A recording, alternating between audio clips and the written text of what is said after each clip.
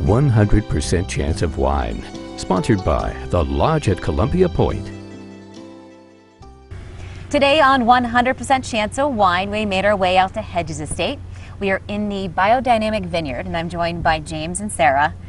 And tell me more about the stats, because not a whole lot of people are, we'll talk more about organic and biodynamic in just a second, but there's not too many in the world. No, there's about 700,000 acres that are certified organic, and about 10,000, out of that 700,000, there's about 10,000 acres that are certified Demeter biodynamic. And then within the state, I believe we and another farm are certified biodynamic. So we're a special group inside the organic family. Right. Why is it so important for you guys that you do the biodynamics and you are organic? Yeah, a lot of it was just, we bought this land and it's our job to see it survive for future generations, and we just didn't feel like the conventional way of farming was going to help the land and give it longevity. And it was also our workers out there. We wanted to make sure that they were safe and not having to deal with harsh chemicals, and that the animals, and we've got kids running around, we've got tasting room people running around, so we just wanted to make sure, number one, that we preserve the land, because I feel like it's our responsibility to do that as landowners, and also just keep our workers and people safe. So James, you work very closely in the vineyard. What is the difference that you see in the grapes when you're going throughout the year between just conventional and organic? Yeah, it's we basically put the vines through a struggle.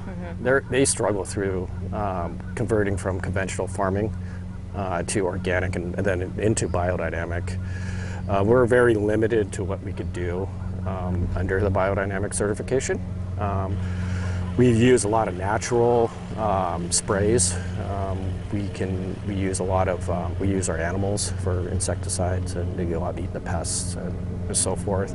So that makes our vines not relying on us. They have to build their own defense system and to defend against leafhoppers or any other invasive pests. And then Sarah, what about you on the winemaking side? What are some of the differences that you're seeing? On the winemaking side, it's definitely much more, you have less control of what's happening. You're doing native ferments, you're not able to add anything to the wine. So what I get from the vineyard is literally all that's going to be in there.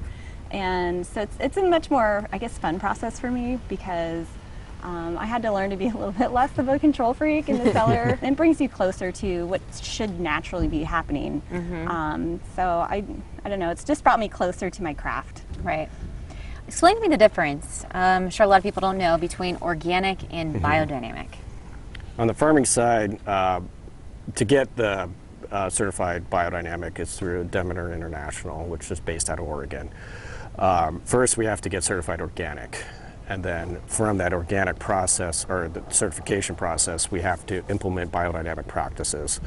The big one, what most people know about, is the cow horn. We do berry cow horns here.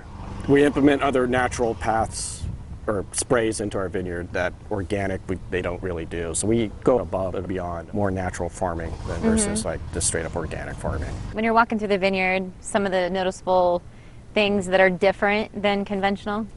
It's a little bit more wild. Well, it's a little rustic looking. Yeah. But the idea of that, what I like to do here is to create ecosystems here. The idea to bring in our beneficial insects.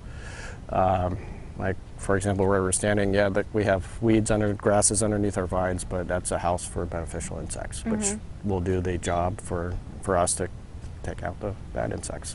And how have people, when they're trying through these wines and they're tasting the difference, can you taste the difference? Yeah, with biodynamic wines and everything staying natural, there's also no filtration involved in biodynamic wines, so it still is a living, breathing organism. I mean, you've still got your yeast and bacteria in there kind of swimming around, so even after it's bottled, it still goes through transitions, and I feel like when you pour it in your glass beside a conventional wine, it's kind of evolving as it sits in your glass versus the conventional wine, oxygen's opening it up, but there's less of those reactions happening still that sort of create these little nuances. So it's much more fun wine to just kind of sit and sip on over, the dinner table and It's not a formula. It tastes different every year. I like not knowing what the end product's going to be, and although it's a little scary, as long as you're organized and monitoring and just letting nature do its thing, it tends to work itself out pretty well. Right.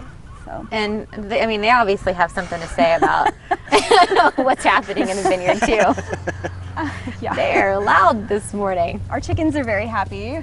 Our rooster, we have one rooster right now, Charlemagne. He's our main guy and keeps all the hens happy. And you know, with biodynamics, there's more wildlife for them to eat. There's more bugs. There's they actually help us control a little pest in the spring called a cutworm, which can eat out your buds. So they love pecking around for those, and it also just adds life to the farm. I think wineries shouldn't just be wineries. You know, we have land, we have an estate, and what's been done in the past, you're just kind of bringing that back to life.